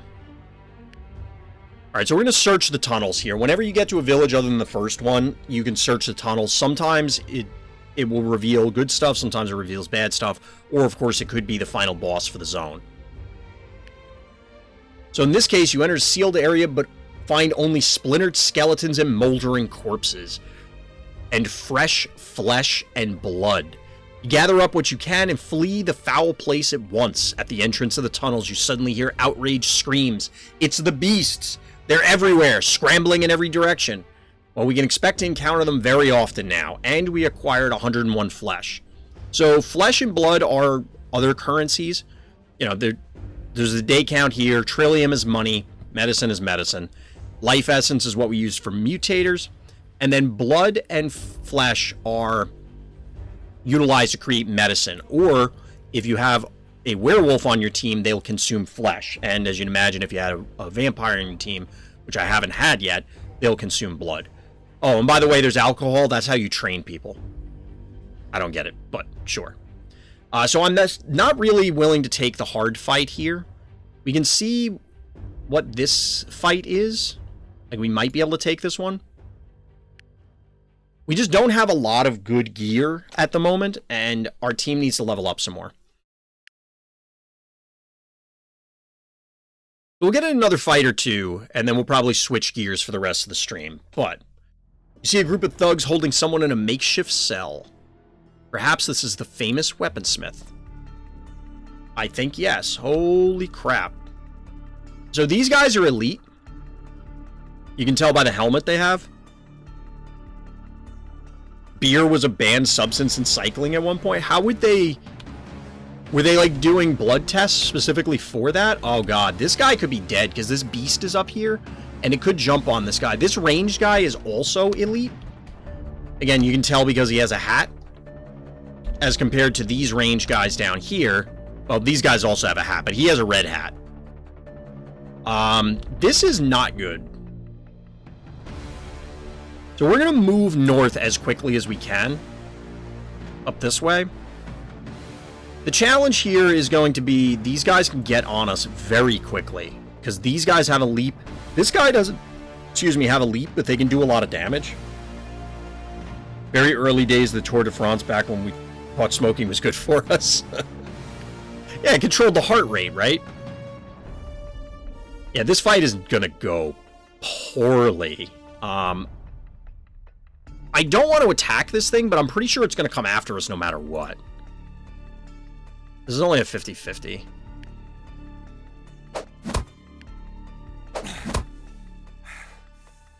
So we're going to get hit with a pot shot from the range guy up there. And I don't think there's a whole hell of a lot that we can do. I'm mostly hoping that this thing ignores us and decides to charge them. Because if it comes after us, we're now fighting everybody that's in the south and these two enemies up here. And we don't have any auto... Well, there are auto kill zones over here, but we're never going to get them over there. So I think he was coming after Urtuk here.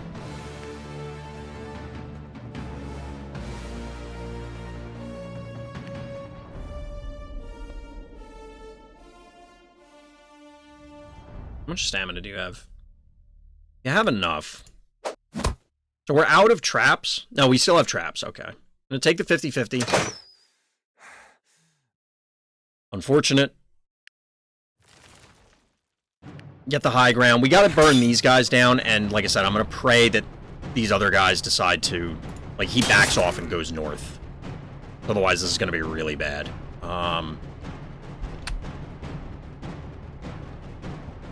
Bonk!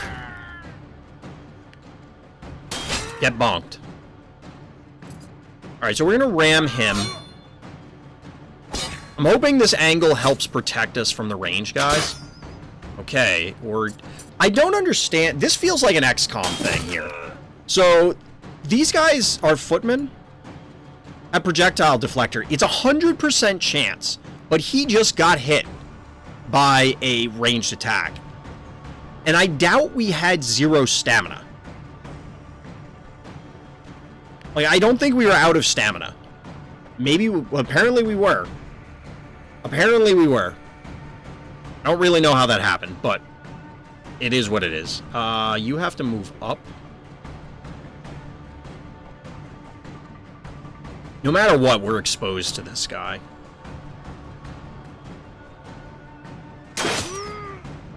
Like I said, we have to burn these guys down and hope.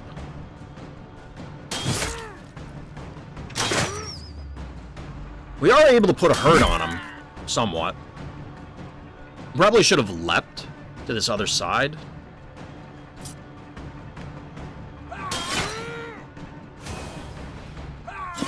I was hoping we could push him into here, but I don't think there was ever any chance of that happening, so we are going to ram here. Reason being is that it displaces him to a better spot for us. Alright, so the beast is very interested in pursuing us. That is super obnoxious.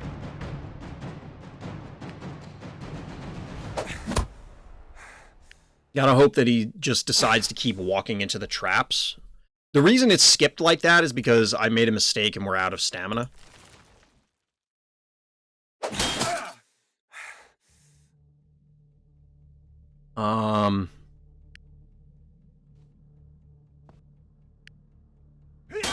We'll leap here, I guess. So we could flip to this side. That doesn't really do anything for us. Flip to this side. Doesn't really do anything. Could swap here, which I think we want to do. So this guy's armor is broken, so I want to swap.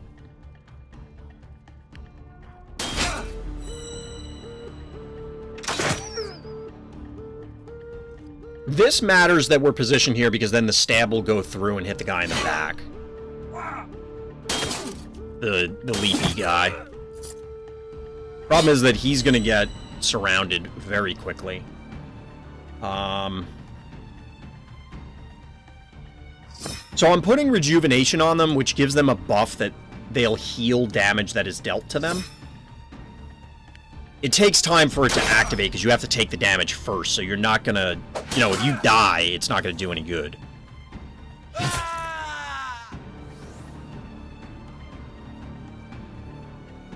So if we go here, this will prevent him from being surrounded for the critical. I think we need to do. The challenge here is that if we don't, like, if we kill all these guys and we don't get him fast enough, he'll start attacking this guy. You corrupt the spirit of the duel and summon a minion. Will he still attack the summoned minion? I assume so, Sportive. I think that would make sense. I don't know if that's actually true, but I think that would logically make sense because it's... like, it's a specific requirement for how that attack works, if that makes sense.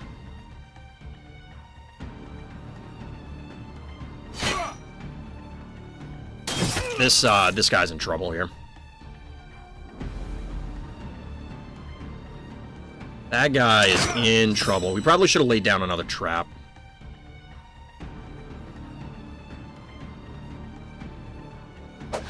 Probably should have laid down another trap. Although that guy, thankfully, is not very interested in fighting us. Alright, we're gonna go here for the crit. 100% before modifiers. I assume that was for the deflection piece, and I think so. But for the deflection, I just screwed that up. Like, he was out of stamina, apparently, which I didn't think he was, but obviously. So yeah, he's now gonna attack this guy, which is a problem, because we have to go up here. No, we can go this way to get him. So we can ram this guy, which will get an auto kill. We have to walk through the spikes here, but we're gonna take a little bit of damage so that we can start laying into this guard, because we need to do it quickly. Oh boy. Maybe getting him involved was a mistake.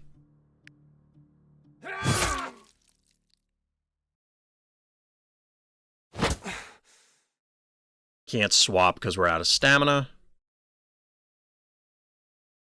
So that guy goes. We will get another Urtuk turn to get him out of the danger zone before that other guy gets to go.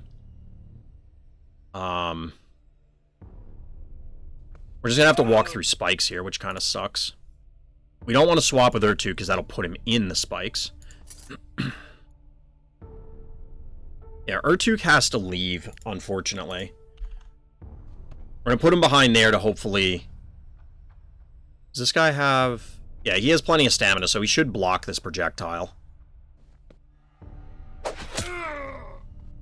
But he's corrupt. Yeah, but corrupt is just game tech. CCGs aren't dominated by lore. That would be weird.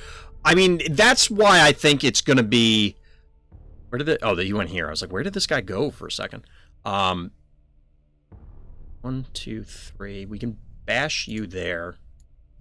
I would expect... Like, corrupt is not you can't attack your opponent. Corrupt is that you make a different attack during the attack step. Since the Spirit of the Duel is dictating that you are attacking that thing, if it were a physical card game, I would expect it to override it and force the attack onto that minion. Like the minion that was played. But digital card games absolutely treat things differently. Like, they kind of do whatever the hell they want.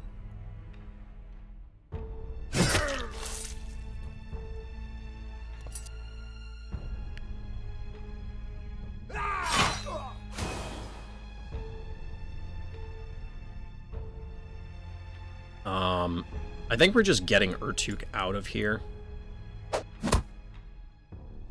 I don't want to risk that he takes damage.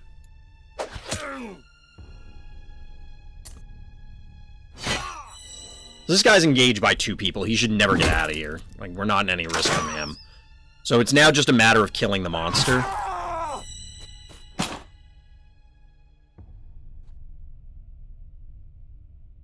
We actually don't want to go that way. We want to try and force him, because he's clearly coming for Urtuk. 1, 2, 3. 2, 3. So if we went here, I don't think we can get him, no. So if we're going to do this, we might as well get all the way out.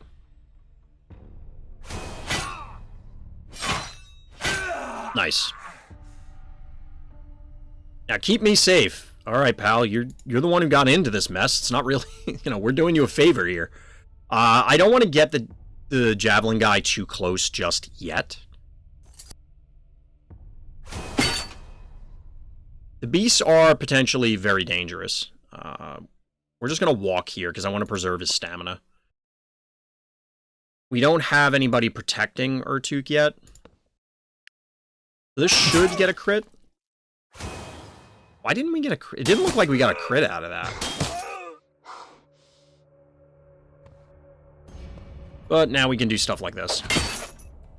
And we should just be able to pelt this guy from here on out. He has to take a scenic route so that way we can actually get to where we want to go. Alright, now you're blocking. So that means that Urtuk can move up and actually take shots on this guy.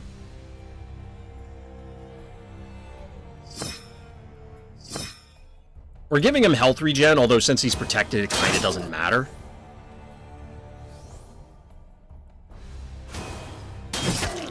And we get an extra hit. Get him. We got him. Alright. So the weaponsmith joins our party. These guys are relevant because they're not actual fighters, but they do allow you to have some cool perks, namely weapon enhancer. So periodically, they will update your stuff. Whatever weapon's equipped to a guy, they'll become, you know... This is a rare steel crossbow. It'll be a rare steel crossbow +1 or +X. And this guy will confer damage buffs to them. But he also can apply mutators to a weapon. So we could put Feast on the steel maul. So it opens up a mutator slot. And then we could pass around the steel maul if we get multiple characters that use hammers. That it'll, you know, whoever's using it gets that additional mutator. I tend to, right now I wait on them till I get better weapons. I don't want to put it on the junk weapons, basically. By the way, if you fuse Frostbite, it gives you 3-1 with Blitz. Yeah, it gives you that myth thing. It's actually pretty cool that it does that, to be honest. It's a cool perk. I wish in-game client it would tell you that those things were feasible. Like that's how it happens. But it is what it is. We've talked about that before. Before I forget, I want to give the Steel Greatsword to our Blood Knight here. So, chat, I think we're going to switch gears to Vampire Survivors at this point, but I've really enjoyed playing Urtuk. Let me know either in chat or if you're not part of the Discord, go ahead and join the Discord. Let me know if you like watching this game, because I love playing it and I love to stream it more. I know for games like this, a lot of streamers will, you know, I can rename the characters. So I can name these, name the characters after people in chat if you think that would be fun.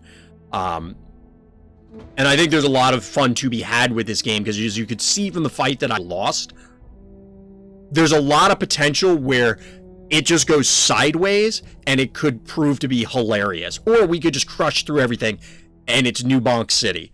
But, like I said, that's going to do it for the Urtuk portion of the stream. So, we're going to switch gears to Vampire Survivors for the rest. But I appreciate everybody that came out for watching this. It's definitely a lot of fun. As always, thank you for listening, thank you for watching, and Black Lives Matter.